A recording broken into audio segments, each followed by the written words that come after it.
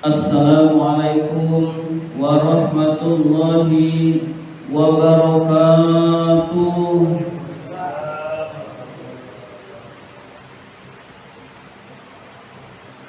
Alhamdulillahi rabbil alamin wa bihi nasta'in ala umurid dunya waddin. Wassalatu wassalamu ala ashrafil anbiya'i wal mursalin Sayyidina wa maulana Muhammadin wa ala alihi wa sahbihi ajma'in. Rabbi shrah li sadri wa yassir li amri wahlul 'uqdatam min lisani yafqahu qawli, amma ba'du.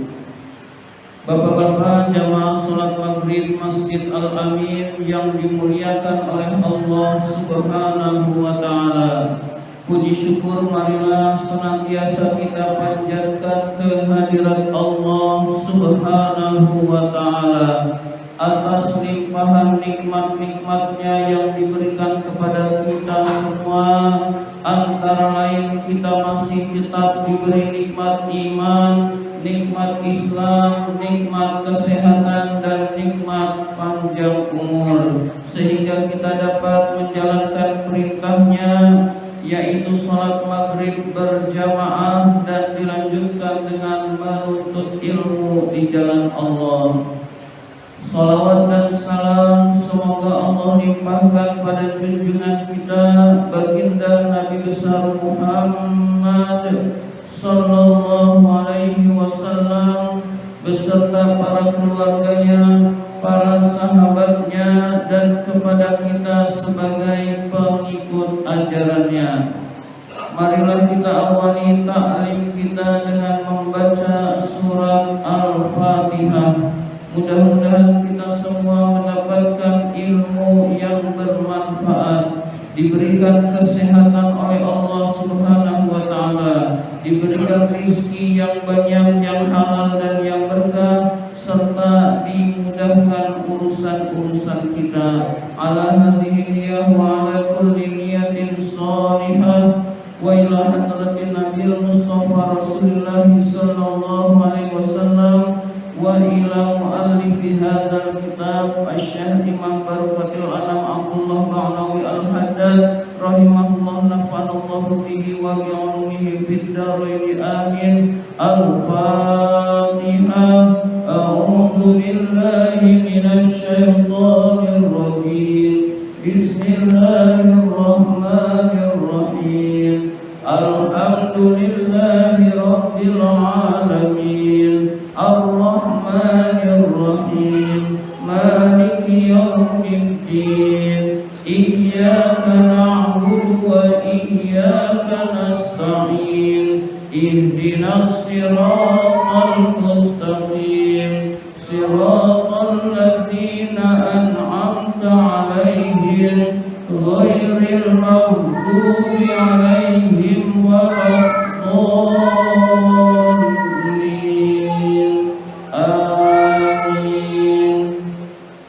Marilah kita lanjutkan dengan bersalawat kepada Rasulullah sallallahu alaihi wasallam. Mudah-mudahan kita termasuk orang yang mendapatkan syafaatul uzma pada yaumul qiyamah nanti, dan mudah-mudahan majelis taklim kita ini senantiasa diberkahi oleh Allah Subhanahu wa taala. Ya Rabbi bil Mustafa balligh maqasidana waghfir lana ma madha ya wasi'al karami. Ya Rabbi bil Mustafa balligh maqasidana waghfir lana ma madha Muhammadun sayyidul qawlaini wal thaqalaini wal fariqaini min urdin wa min ajami.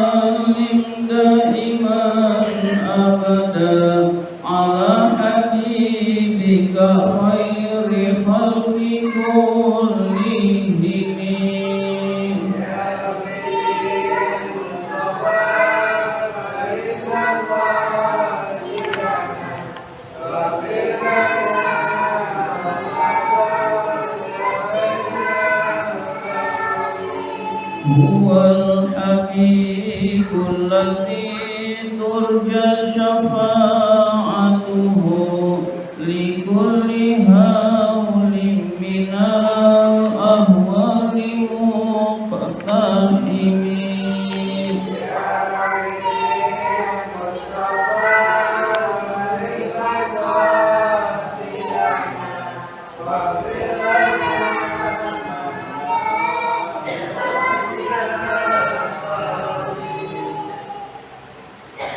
Bismillahirrahmanirrahim. Marilah kita lanjutkan taklim kita, pembahasan kitab An-Nasaihud Diniyah. Sekarang halaman 161 yang paling atas. Halaman 161 atau halaman kedua dari terakhir. Bismillahirrahmanirrahim. Yang paling atas, wa qala Abdullah bin Mas'ud radhiyallahu anhu. Abdullah bin Mas'ud radhiyallahu anhu berkata, yang bagi li sahibil Qur'ani, sebaiknya bagi pembaca Al-Qur'an itu ayya'rifa bilailihi idzin nasu naimun, beribadah pada malam hari ketika manusia banyak yang tertidur. Jadi pembaca Al-Quran itu hendaklah pada malam hari dia beribadah, banyak ibadah yang pada saat itu manusia banyak terlelap tidur.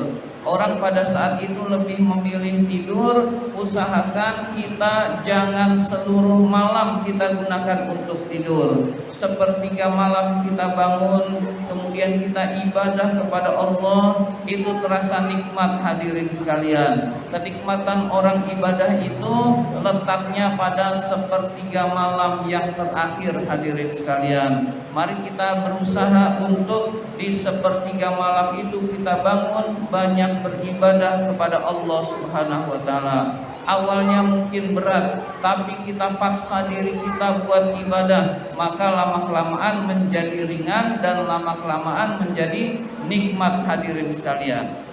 Sebaiknya bagi pembaca Al-Quran juga wa binaharihi idzan nasu muftirun, siang harinya berpuasa pada saat manusia banyak yang tidak berpuasa. Jadi pembaca Quran itu lebih afdol, lebih utama siang hari dia puasa, lalu pada saat orang-orang banyak yang tidak puasa, berarti puasa sunnah hadirin sekalian. Perbanyak ibadah sunnah. Senin Kamis dilakukan, itu bagus hadirin sekalian. Ada puasa Ayyamul Bid, yaitu pada saat bulan purnama 13, 14, 15 tiap bulan Hijriah, itu pun sunnah hadirin sekalian. Dan banyak puasa-puasa sunnah lainnya hadirin sekalian. Wa bi husnihi idzin nasu yafrahun, hendaklah bersedih. Anak-anak kalau nggak bisa diam boleh di luar. Jadi kalau di sini mengaji, kalau nggak bisa diam mengganggu konsentrasi.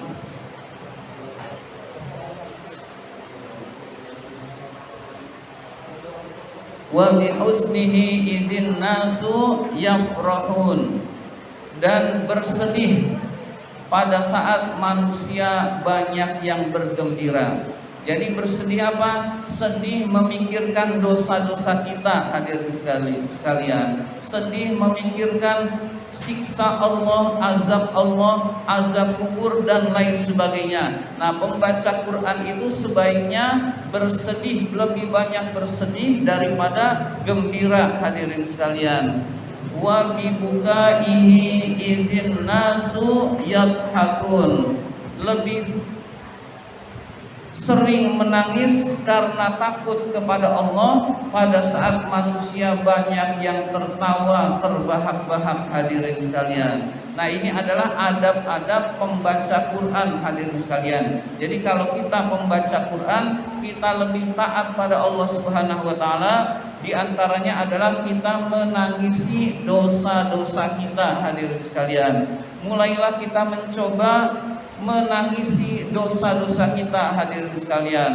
Kadang-kadang kita nangis juga, tapi karena kepedihan dunia, karena urusan dunia, karena kerugian, itu boleh-boleh saja hadirin sekalian. Tidak berdosa hukumnya menangis, tidak berdosa hukumnya bersedih. Tetapi menangis yang bernilai di sisi Allah adalah menangisi dosa-dosa kita hadirin sekalian. Jadi menangis terhadap dosa, maka satu tetesnya bernilai di sisi Allah dan memadamkan api neraka hadirin sekalian. Jadi minimal kita pernah nangis karena takut kepada Allah hadirin sekalian. Minimal kita pernah menangisi dosa-dosa kita hadirin sekalian.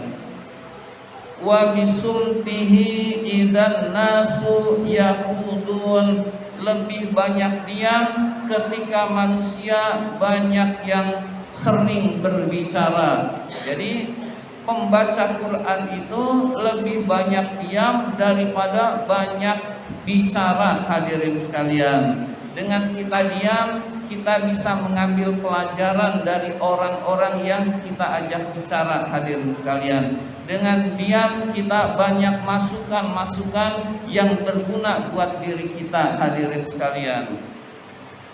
Wa bi khusyu'ihi idzan nasu yahtalun, dan khusyuk tenang. Idzin nasu yahtalun, ketika manusia banyak yang sombong dan resah hadirin sekalian. Jadi pembaca Quran itu memiliki ketenangan menghadapi urusan dunia, tidak resah terhadap urusan dunia hadirin sekalian. Yang pada saat ini banyak manusia itu yang resah terhadap urusan dunia, kita hendaklah tidak ikut-ikutan resah. Mengapa kita tidak resah? Karena kita punya Allah hadirin sekalian. Allah yang mengatur segala urusan, Allah yang membereskan urusan-urusan kita. Allah Maha Kuasa. Seberat apapun hidup ini, orang yang beriman itu sebaiknya tidak resah karena dia memiliki Allah Subhanahu wa taala, dan itu bisa mantap di dalam hati kalau ibadahnya tekun hadirin sekalian. Tapi kalau cuma omongan hadirin sekalian, ya tetap hatinya resah. Jangan takut, kita punya Allah, tapi nggak suka ibadah, ya nggak bisa hadirin sekalian. Jadi harus dibuktikan dengan beribadah kepada Allah Subhanahu wa taala. Intaha, selesai perkataan Abdullah bin Mas'ud. Qultu, saya berkata, saya berkata, maksudnya Abdullah Ba'lawi Al-Haddad menerangkan perkataan Ibnu Mas'ud. Perkataan sahabat, perkataan tabi'in itu namanya athar. Jadi athar itu namanya perkataan sahabat atau tabi'in. Kalau perkataan Rasul namanya hadis. Ya, kalau firman Allah ya Al-Qur'anul Karim. Ini Al-Habib menjelaskan makna perkataan sahabat, makna kalam Ibnu Mas'udin hadza. Arti perkataan Ibnu Mas'ud ini adalah annahu yambaghi ayyatamayyaza sahibul Qur'ana min ghairihi. Hendaklah pembaca Al-Qur'an itu membedakan dirinya dari yang lain, min amatin nasi, dari yang lain di kalangan manusia. Jadi hendaklah berbeda. Berbeda bukan menyombongkan diri hadirin sekalian, tetapi dirinya membedakan diri. Dengan apa? Pertama, biziyadati tashmiri fi taatillah, dengan menambah semangatnya di dalam taat pada Allah Subhanahu wa taala. Umumnya manusia itu berat untuk taat. Nah, pembaca Quran itu hendaklah semangat kalau taat pada Allah Subhanahu wa taala. Umumnya manusia itu berat diajak kebaikan. Nah, pembaca Quran itu hendaklah semangat untuk kebaikan-kebaikan, untuk taat pada Allah, untuk beribadah kepada Allah Subhanahu wa taala. Nah, wa kasratil musara'ati fil khairat, memperbanyak bergegas di dalam urusan-urusan kebaikan. Jadi kalau urusan-urusan kebaikan dia semangat, dia gigih, dia giat untuk urusan kebaikan. Tapi untuk urusan kelalaian dia nanti saja dah kalau ada waktu. Hiburan nanti saja kalau ada waktu. Tapi untuk ibadah dia benar-benar giat, hadirin sekalian. Wa syiddatil ihtirazi minal ghaflati ma'a mujanabatil lahwi. Sangat menjaga dirinya dari kelalaian, sangat menjaga dirinya dari hiburan-hiburan yang mengandung maksiat, dengan menjauhi kelalaian, dengan menjauhi hiburan-hiburan. Hadirin sekalian, hiburan itu sebetulnya boleh, yang nggak boleh itu terus-menerusnya, hadirin sekalian, maka itu sudah menjadi makruh, hadirin sekalian. Kalau hiburannya ada maksiatnya, itu haram, hadirin sekalian. Nah, pembaca Quran hendaklah menghindari hal-hal seperti ini, hadirin sekalian. Maka dia membedakan dirinya untuk menggapai keridhaan Allah Subhanahu wa taala. Wa kamalil khasyati, sempurnanya takut kepada Allah, wal khaufi minallahi taala, dan juga takut. Khasyah dan khauf maknanya sama, yaitu takut pada Allah Subhanahu wa taala. Jadi memiliki takut yang besar hanya kepada Allah Subhanahu wa taala. Jadi ketika memiliki rasa takutnya kepada Allah, maka orang tersebut tidak bermaksiat meskipun tidak ada yang melihat, akan melakukan perintah Allah meskipun orang lain pada nggak tahu, hadirin sekalian.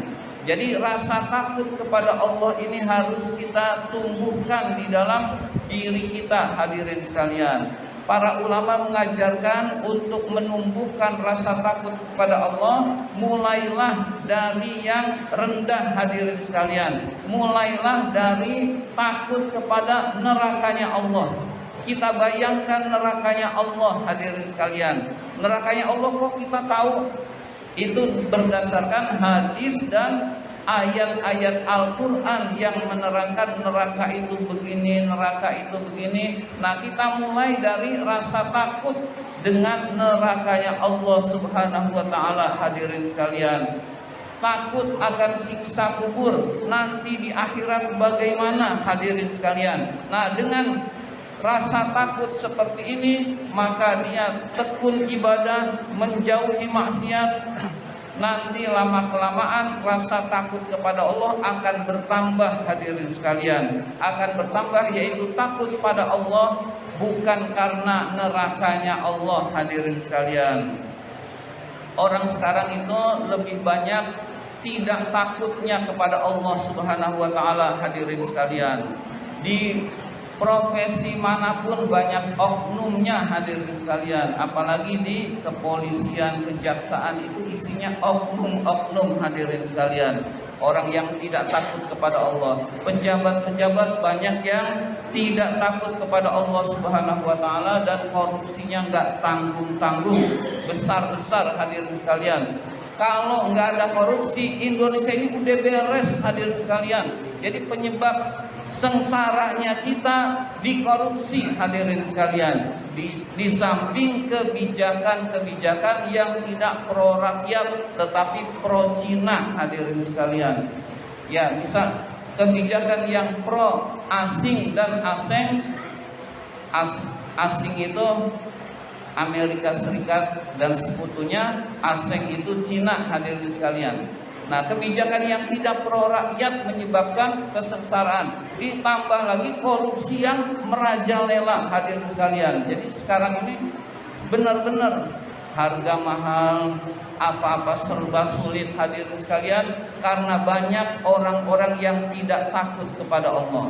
Jadi ternyata takut kepada Allah berperan terhadap kesejahteraan rakyat, hadirin sekalian.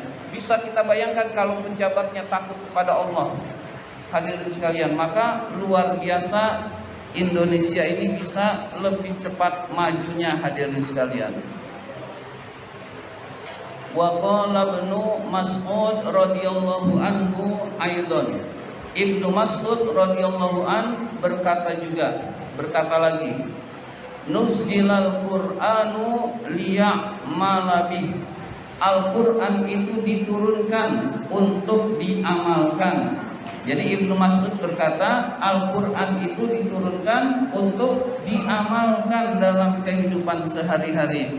Fattaqadtum dirasatahu amalan, maka jadikanlah belajar Al-Qur'an kalian pengamalan, belajar sekaligus amalin, maka cepat nyangkut di otak hadirin sekalian.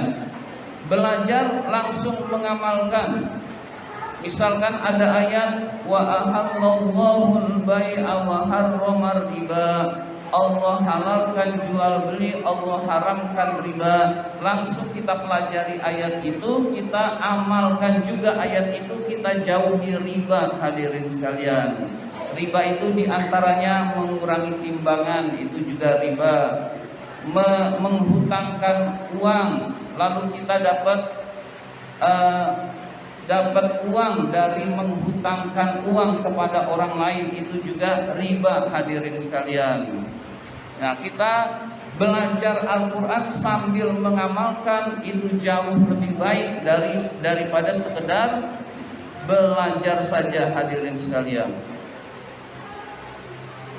Fa'ammal qari'ul mukhallatul ghafilatu, adapun seorang qari yang mencampur, maksudnya mukhallat mencampur adalah mencampur taat dan maksiat. Dia suka sholat juga, suka maksiat juga, itu namanya mukhallat. Qari yang pembaca Quran tapi suka maksiat juga, suka taat juga. Al-ghafilu, orang yang lalai kepada Allah. Alladzi la ya'malu bil Quran, tidak mengamalkan Al-Quran. Wala ya'tamiru bi awamirihi, tidak melaksanakan perintah-perintah Quran. Wala yanzajiru bizawajirihi, melanggar larangan-larangan Al-Qur'anul Karim. Wala yaqifu inda hududihi, tidak berhenti di dalam batasan-batasan Al-Qur'an. Al-Qur'an melarang ini dia terjang hadirin sekalian. Faqad warada fi zimmihi al-akhbaru, sungguh dijelaskan oleh Rasul di dalam hadis-hadis tentang hinanya orang yang seperti ini. Jadi orang yang baca Quran tapi sering maksiat kepada Allah, lalu orang yang baca Quran tapi dosa-dosa besar dijalankan, maka di dalam hadis-hadis banyak menjelaskan tentang hinanya orang yang seperti ini hadirin sekalian. Wajaa fi haqqihi tashdidatun wa tahwifatun katsiratun, datang ancaman-ancaman, peringatan-peringatan terhadap haknya Al-Quran hadirin sekalian. Di antaranya adalah hadis-hadis yang akan disebutkan, hanya sebagian saja hadirin sekalian di dalam kitab ini. Qala alaihi salatu wassalam, Nabi alaihi salatu wassalam bersabda, Iqra'ul Qur'ana ma nahakallah, bacalah Al-Quran sampai Al-Quran itu mencegah kamu dari bermaksiat kepada Allah Subhanahu wa ta'ala. Fa illam yanhaka, jika Al-Quran tidak mencegah kamu dari maksiat, falasta taqra'uhu, maka kamu bukanlah orang yang baca Quran. Jadi kita diperintahkan oleh Nabi kita untuk membaca Al-Quran sambil kita tercegah maksiat-maksiat kita dengan Al-Quranul Karim hadirin sekalian. Wa qala alaihi salatu wassalam, Nabi alaihi salatu wassalam bersabda, man ja'alal Qur'ana amamahu qadahu ilal jannah, barang siapa yang menjadikan Al-Quran di depannya, amamahu di depannya maksudnya jadi imam. Al-Quran itu dijadikan imam. Imam itu panutan, imam itu yang diikuti. Qadahu ilal jannah, Al-Quran akan membimbing orang tersebut ke dalam surganya Allah Subhanahu wa ta'ala. Jadi kalau kita jadikan Al-Quran sebagai imam, lalu kita ikuti Al-Quran, Al-Quran akan membimbing kita ke dalam surga.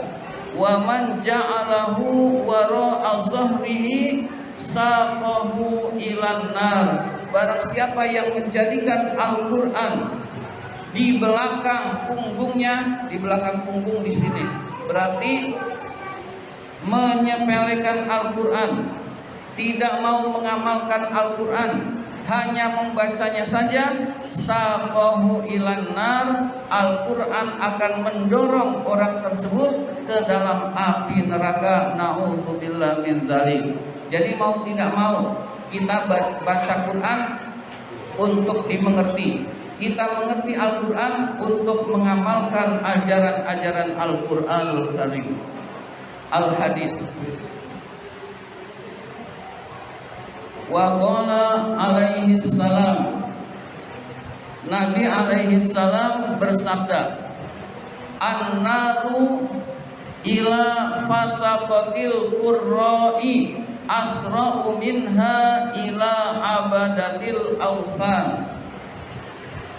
Neraka itu kepada kori-kori yang fasik, pembaca Quran yang berbuat maksiat, asra'u lebih cepat, lebih dekat, minha daripada ila abadatil awthan, penyembah berhala. Jadi neraka itu lebih dekat kepada qori, pembaca Quran yang bermaksiat kepada Allah daripada penyembah berhala. Hadirin sekalian, wa warada, dan dijelaskan, annal Qur'ana gharibun fi jawfiz zalimi, sesungguhnya Al-Quran itu asing di tenggorokan orang yang zalim. Jadi orang yang zalim itu biasanya tidak suka terhadap Al-Quranul Karim. Wa annahu kam min qari'in yaqra'ul Qur'an wal Qur'an yal'anu wal Qur'anu yal'anuhu. Berapa banyak orang yang membaca Al-Quran dan Al-Quran melaknat orang tersebut. Hadirin sekalian, jadi pembaca Quran yang dia Quran baca juga, maksiat dia kerjakan juga, dosa-dosa besar dia kerjakan juga, maka Al-Quran akan melaknatnya meskipun dia sering membacanya. Hadirin sekalian, jadi kalau kita sudah tekun baca Quran, ada adabnya, ada sikapnya, ada akhlaknya. Nah, akhlaknya itu yang telah tadi disebutkan. Di antaranya dosa-dosa besar harus kita jaga. Hadirin sekalian, perintah-perintah Allah kita laksanakan. Itu adalah adab ketika kita membaca Al-Quran, menjadi qori. Hadirin sekalian, qori itu bukan sekedar orang yang baca Quran merdu di panggung, bukan. Hadirin sekalian, pembaca Quran sehari-hari dia tekun baca Quran meskipun gak terkenal, itu namanya qari'ul Quran, pembaca Quran juga. Hadirin sekalian, qari juga. Hadirin sekalian, cuman qari gak terkenal. Hadirin sekalian, tidak masalah, yang penting adalah keridhaan Allah. Yang penting Allah menganggap dia itu sahibul Quran. Nah, maka kita akan diridhoi oleh Allah. Nah, sahibul Quran itu harus meninggalkan maksiat, harus tekun terhadap taat pada Allah Subhanahu wa ta'ala.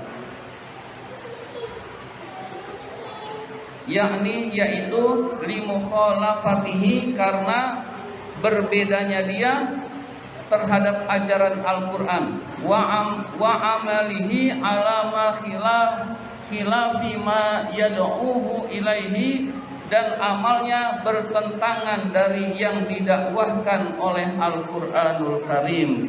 Berarti kita harus, ketika sudah membaca Quran, maka kita punya konsekuensi, yaitu akhlaknya dirubah. Hadirin sekalian, Wa balaghuna, sampai berita kepada kita, annahu yu'maru bi unasin min hamalatil Qur'an ilan nas qabla abadatil asnam.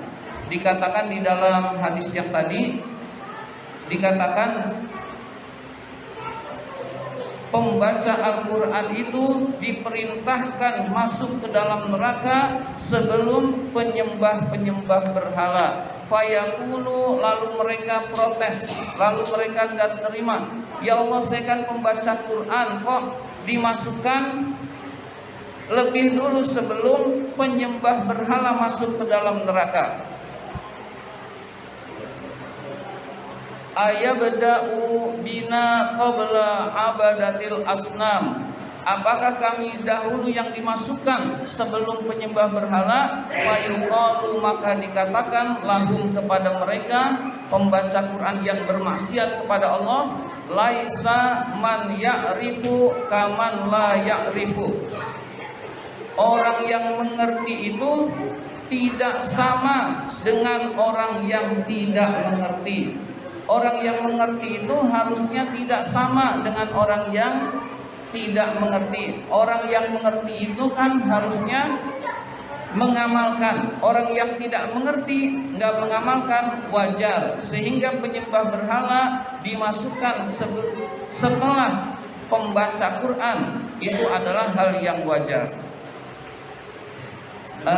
Demikian pembahasan kita kali ini, taklim kita kali ini. Marilah kita tutup dengan hamdalah. Alhamdulillahirabbil alamin. Kurang lebihnya mohon maaf. Terima kasih atas perhatian. Mohon maaf apabila ada kata-kata yang kurang berkenan. Wabillahi taufiq wal hidayah. Wassalamualaikum warahmatullahi wabarakatuh.